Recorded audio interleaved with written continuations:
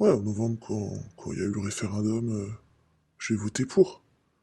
Même si je savais que ce serait pas plus strict que la première fois, c'était le minimum. Mais bon, les gauchos, ils ont décidé qu'on pouvait s'autogérer et... Allez, on va demander aux Français ce que vous voulez vous reconfiner. Ou si on faisait plutôt confiance aux gens pour les masques, les gestes barrières, enfin n'importe quoi, j'y croyais pas du tout, mais voilà, c'est au que on gagnait, moi je m'en fous, hein. Je fais comme la dernière fois, je reste chez moi, j'ai plus de boulot de toute façon, et puis cette fois je laisse se démerder.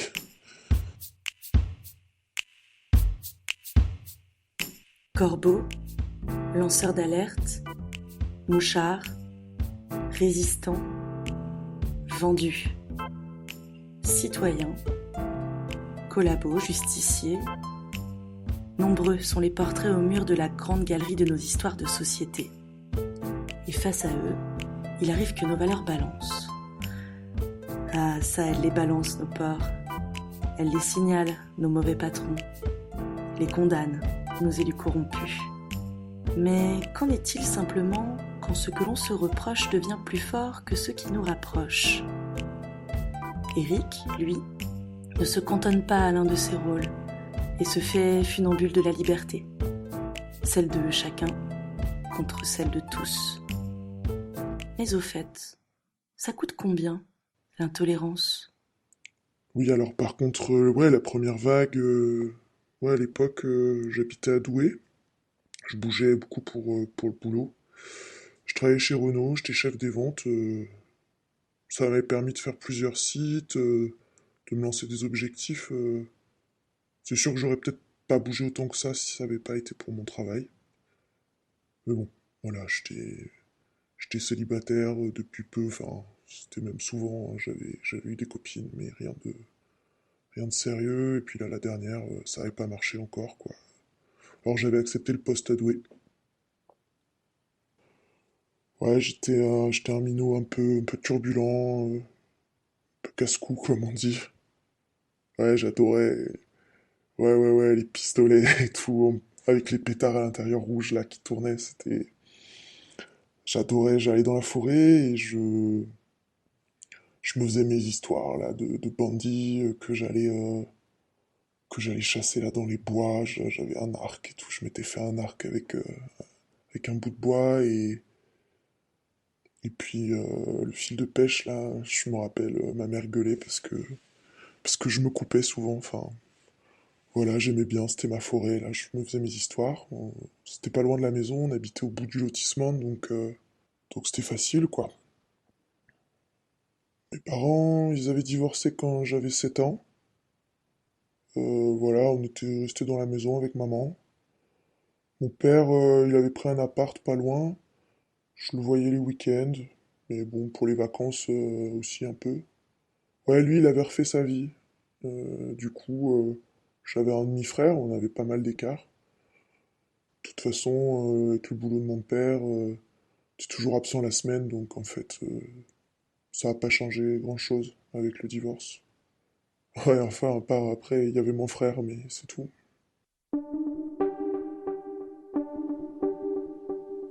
Donc ouais, pour le confinement de mars, quand c'est arrivé, bah j'étais prêt, hein. On m'avait mis en télétravail au début.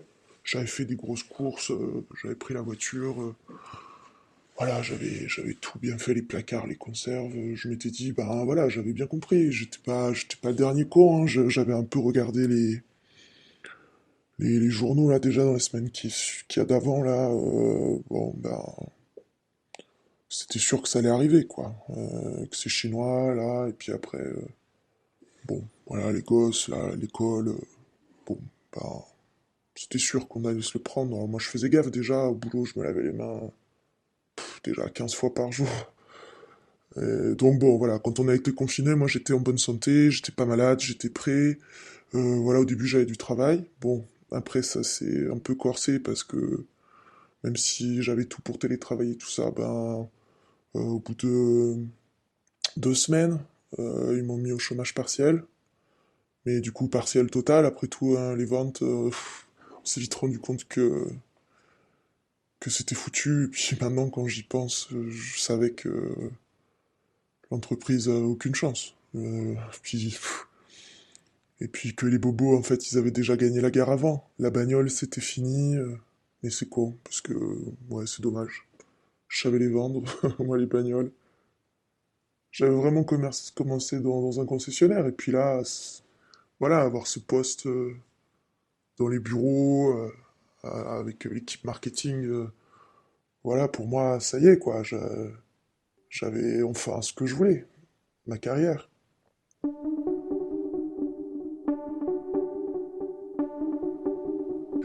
Ouais, quand même, je me faisais du souci, moi, ça allait, j'étais sportif, j'étais en bonne santé. Mais pour ma mère, ouais, elle était âgée. Bon, heureusement, elle était pas en EHPAD, elle vivait encore à la maison, toute seule, elle se débrouillait, elle se faisait à manger. Bon, elle conduisait plus, mais voilà, c'était loin, c'est sûr, j'étais parti. Du coup, c'était ma tante qui s'occupait d'elle, elle était beaucoup plus jeune. Du coup, voilà, elle pouvait encore conduire, elle lui faisait les courses, elle faisait attention, donc vu que ma mère entendait plus bien, c'était avec ma tante que je parlais, c'était plus simple comme ça. Ouais, ouais, bah du coup, moi j'ai tout de suite compris, j'ai suivi les consignes, j'avais bien compris, il fallait pas sortir, et c'était pas facile, enfin je veux dire, moi comme tout le monde, voilà, moi j'aimais être dehors, là, je me retrouvais en appart, voilà, il faisait super beau, on a eu un mois d'avril magnifique, et c'était dur, je pouvais pas aller faire mes balades comme je voulais, puis moi j'étais nageur, j'ai toujours nagé, mais là, plus de piscine, bien sûr, plus de piscine, pile au moment où ça commence à devenir agréable, parce que il y a tous les camps qui d'habitude ils profitent du soleil, et du coup il y a moins les escargots dans les lignes de nage, c'est le bon moment là, le printemps et l'été pour l'entraînement, quoi, donc ça c'était dur, plus de boulot, plus de natation, bon bah plus les rendez-vous Tinder, c'était pas facile non plus. Donc vraiment ouais, je le vivais super mal de voir que finalement j'étais un peu tout seul là à respecter ce confinement comme un con quand je voyais les jeunes au début là, la première semaine, mais ça me faisait péter un câble, ces minots là sur les skateboards, ils se mettaient sur la place en bas, ils buvaient leurs canettes et vas-y les salamalek machin, mais à se baver dessus là, puis après ils rentraient chez eux et hop et voilà, et après ça tuait les vieux là, donc ouais, c'est devenu insupportable, c'est devenu insupportable. Puis bon, il a bien fallu que je ressorte à un moment pour faire les courses. Et puis là, pareil, les chiens qui courent, les gars là, ils jouaient au foot, les familles, mais même les familles là, bien sous tout rapport, ils prenaient des bières, ils buvaient des bières le soir. C'était vraiment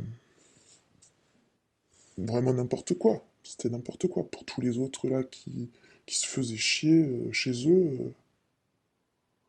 Donc voilà, ça m'a saoulé, et puis de toute façon, j'avais rien d'autre à faire, alors je me suis dit que j'allais les repérer, ces cons.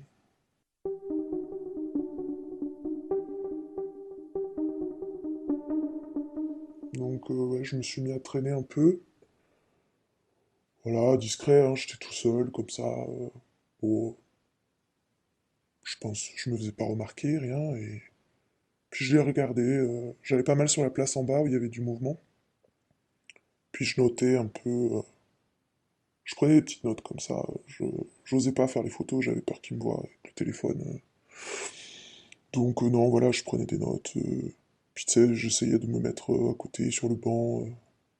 Et je les voyais, quoi. Clairement, les gens, ils étaient à deux, à côté, assis, ils vivaient pas ensemble. C'était les copines là, qui se retrouvaient jouer au molki. Donc je les notais bien, et puis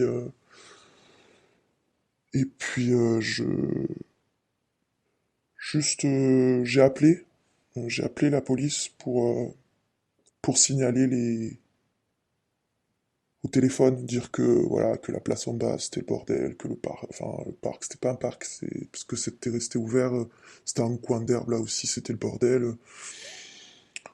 Puis il m'avait dit oui, oui, d'accord, et en fait, dans les jours qui venaient, il n'y avait personne, ils étaient jamais là. Moi j'y étais, je voyais, il n'y avait jamais les flics, du coup, bah forcément, les gens ils faisaient n'importe quoi. Donc j'ai continué mes petits rapports, et là je me suis dit, bon, bah je vais les détailler.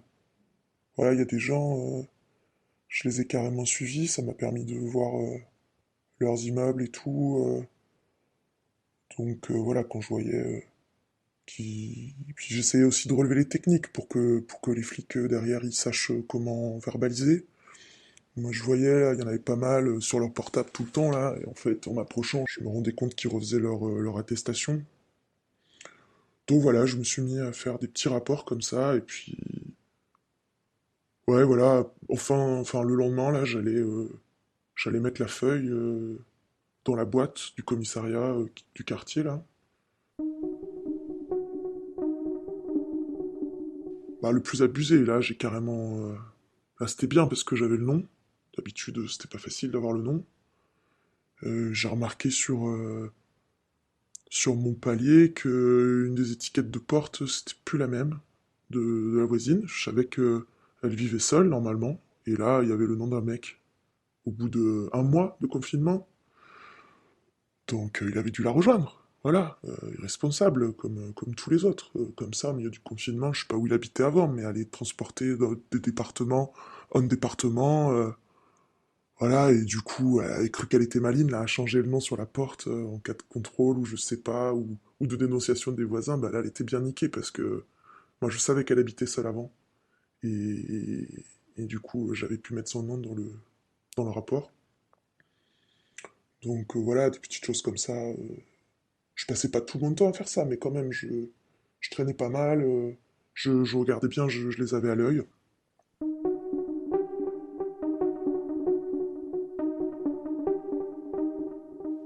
Bah, le plus dur pour moi, c'est quand un jour, j'ai appelé ma tante, et, et là, bon, on discute un peu, et là, elle me dit que en fait, elle continuait à aller jouer aux cartes avec ses amis.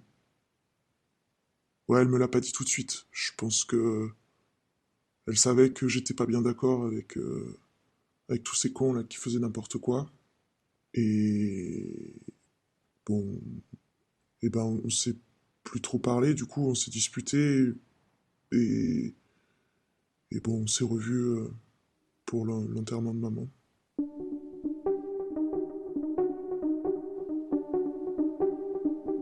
J'ai continué mes rapports pendant quelques semaines.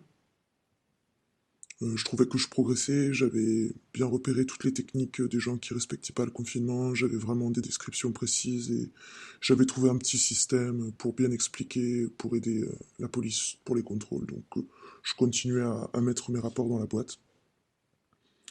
Et un jour, j'étais chez moi, normal, et j'entends que ça frappe à la porte. Alors, j'écoutais la télé, donc là j'arrête la télé pour être sûr que c'était bien ça. Et Et je me rends compte que oui, ça insiste, ça refrappe. Alors, j'étais pas rassuré, je sais pas, j'avais pas envie de me retrouver nez à nez avec un voisin, un con qui voulait du sucre, ou je savais pas. Qu'au début, j'ai pas répondu, puis j'avais pas de Judas pour voir de l'autre côté de la porte, donc. Mais en voyant que ça insiste vraiment, bon, bah, je me décide et j'ouvre.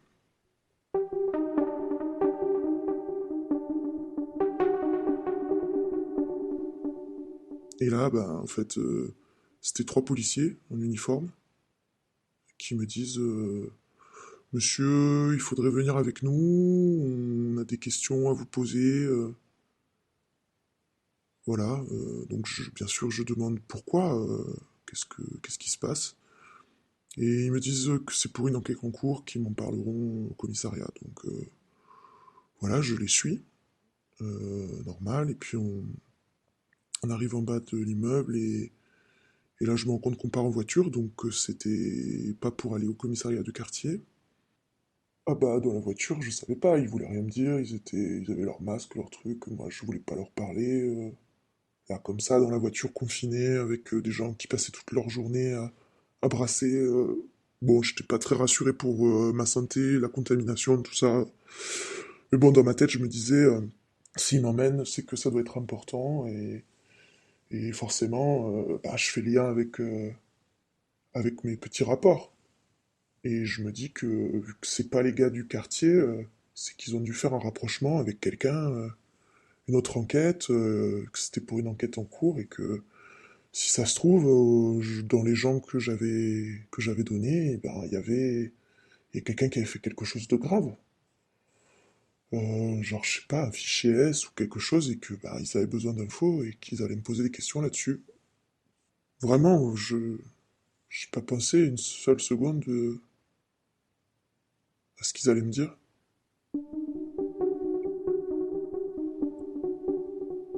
Bah, une fois arrivé, j'ai pas compris ce qui se passait. Ils ont commencé à me sortir les rapports que j'avais envoyés, donc voilà, je dis oui, oui, je reconnais. J'avais appelé, mais voilà, du coup, je m'étais dit que c'était pour continuer, et puis comme ça permettait de faire des dossiers chez vous, peut-être d'organiser les contrôles différemment, je sais pas. Et puis, du coup, je leur dis, mais il y a quelqu'un, il y a un problème, la voisine peut-être, elle, ça craint, c'est qui ce mec qui est venu chez elle, moi je suis pas rassuré. Et là, en fait, il m'annonce que non, non, le problème c'est moi en fait, et que avec mes rapports, ben, ils ont fini par déduire que j'avais que j'avais fait quelque chose de pas bien. Alors je sais pas. Et là, ils me sortent que ben, en fait, pour avoir tous ces détails, c'est forcément que je sors plusieurs fois par jour. Et effectivement, je le disais dans les rapports, que voilà, je m'étais mis de telle heure à telle heure sur le banc, que j'avais pu voir. Voilà, du coup, ben, je me suis pris une branlée et j'ai dû payer les 135 euros.